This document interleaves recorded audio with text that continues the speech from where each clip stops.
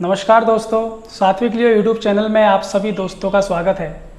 दोस्तों, आज मैं आपके सामने एटीट्यूड इज़ एवरीथिंग इस बुक का रिव्यू पेश करने वाला हूं। दोस्तों, इस बुक के ऑथर हैं जेफ केलर और ये इसी एटीट्यूड इज़ एवरीथिंग नाम की कंपनी के फाउंडर और प्रेसिडेंट भी हैं।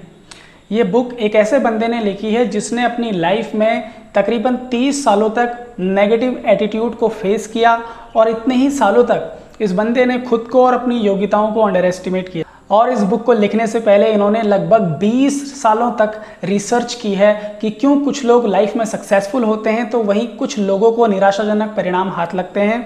सैकड़ों इन्होंने पुस्तकें पढ़ी हैं, सैकड़ों लोगों के इन्होंने हाई अचीवर्स के इंटरव्यूज़ लिए हैं और सैकड़ों मैगजीन्स के आर्टिकल्स इन्होंने पढ़े हैं जो सक्सेस और एटीट्यूड के बारे में थे।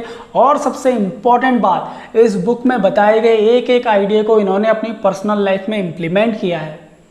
तो इनका ये फर्स्ट हैंड एक्सपीरियंस है कि इसमें जो भी आइडियाज़ बताए गए हैं वो काम करते हैं और इन आइडियाज़ में हमारी लाइफ को ट्रांसफॉर्म करने की ताकत है।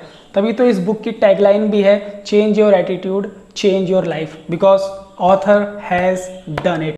दोस्तों, सबसे पहले जान लेते हैं कि एटीट्यूड होता क्या है। एटीट्यूड बेसिकली चीज़ों को देखने का जो हमारा तरीका होता है, जो नज़रिया होता है, जो दृष्टिकोण होता है, मतलब कि किसी व्यक्ति, वस्तु, परिस्थिति, घटना को देखने का, उसके बारे में सोचने विचारने का, उसके बारे में प्रतिक्रिया करने का, उसके बारे में अनुभव करने का जो भी हमारा तरीका होता है उसको हम या तो एटीट्यूड बोलते हैं या दृष्टिकोण बोलते हैं या हमारी मनोस्थिति बोलते हैं या मनोभाव बोलते हैं या मनोदृष्टि बोलते हैं। ये बुक 3 पार्ट्स में डिवाइड है। जो पहला पार्ट है वो है थिंक।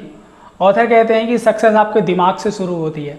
इस सेक्शन में आप जानेंगे कि कैसे सक्सेस प्रारंभिक तौर पर आपके विचारों पर डिपेंड करती है। सेक्शन 2 है स्पीक। इस सेक्शन में सारा कंसंट्रेशन और फोकस इस बात पर रहेगा कि कैसे आपका एटीट्यूड आपके शब्दों में रिफ्लेक्ट होता है और कैसे पॉजिटिव लैंग्वेज से आप अपने गोल्स की तरफ आगे बढ़ सकते हैं। इस बुक का सेक्शन नंबर 3 है वो है एक्ट। क्योंकि अगर आप सिर्फ बोलते पॉजिटिव हैं, सोचते पॉजिटिव हैं, सिर्फ इन दोनों से काम नहीं चलेगा। सिर्फ पॉजिटिव बोलने और सोचने से आप अपने लक्ष्य तक नहीं पहुंच सकते जब तक कि आप एक्शन न लें। ये उसी तरह होगा कि आप समुद्र के किनारे बैठे हैं और आप सोच रहे हैं कि मैं समुद्र पार कर लूं।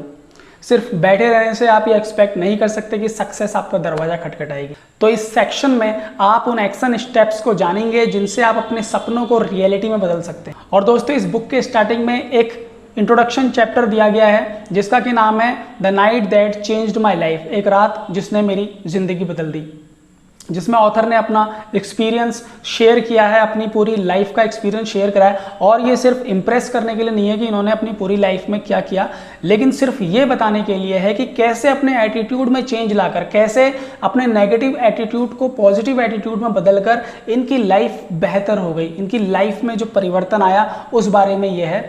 और अगर हमें इस बुक को अपनी बुक बनाना है, अगर हमें इस बुक से वाकई में कुछ सीखना है, इस बुक से कनेक्ट करना है, तो हमें ऑथर को जानना होगा। तो दोस्तों, होता यूँ है कि 1981 तक ऑथर को लगता है कि ये सक्सेस और हैप्पीनेस के रास्ते पर बढ़िया करके चल रहे हैं, क्योंकि ये अपनी लॉ की प्रैक्टिस कर रहे थे और अपनी लॉ की क्लासमेट से इनकी शादी भी हो गई थी, तो इन्हें लग रहा था कि लाइफ बिल्कुल मस्त चल रही है। लेकिन कुछ साल लॉ की प्रैक्टिस करने के बाद ये रियलाइज़ करते हैं कि ये अपनी लाइफ से बिल्कुल भी खुश नहीं है। इन्हें अपने काम पे जाने से ऐसी फीलिंग आती थी जैसे कि सारी दुनिया का बोझ इन्हीं के कंधों पर, और हालात आगे चलकर बद से बदतर होने लग गए। ये शारीरिक रूप से, मानसिक रूप से, बौद्धिक रूप से, भावनात्मक रूप से और आध्यात्मिक रूप से पूरे तहस नहस हो गए थे। 20 की उम्र में ये 40 के लगने लगे थे। और एक दिन ये अपने कमरे में खूब चिल्ला पड़ते हैं और कहते हैं कि इस दुख दर्द और तकलीफ के अलावा भी ज़िंदगी में कुछ बचा है। और एक रात को ये अपने छोटे से कमरे में बैठे रहते हैं, क्योंकि ये इतने डिप्रेशन में चल रहे थे कि नींद तो इन्हें आती नहीं थी। तो इन्हें टीवी पर एक प्रोग्राम का ऐड दिखता है।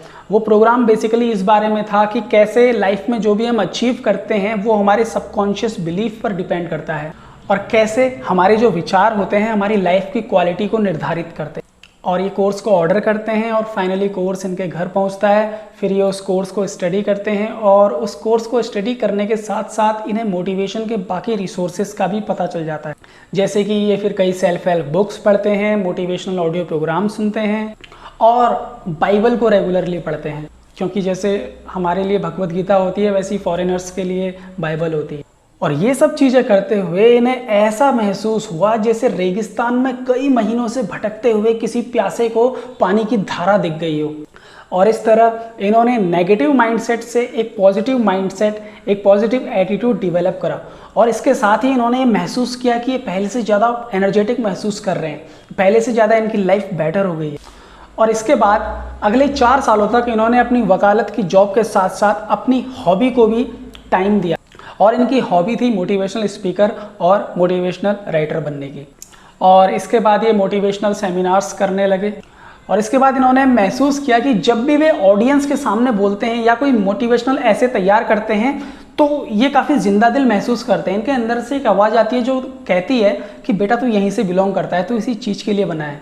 तो दोस्तों ये था एटीट्यूड इज़ एवरीथिंग बुक का बुक रिव्यू। तो बने रहिए मेरे साथ और चैनल को सब्सक्राइब कर लीजिए, साथ ही बेल आइकन को प्रेस कर लीजिए ताकि मैं वीडियो अपलोड करूं तो आपको नोटिफिकेशन मिल जाए। फिर मिलते हैं आपसे। नमस्कार।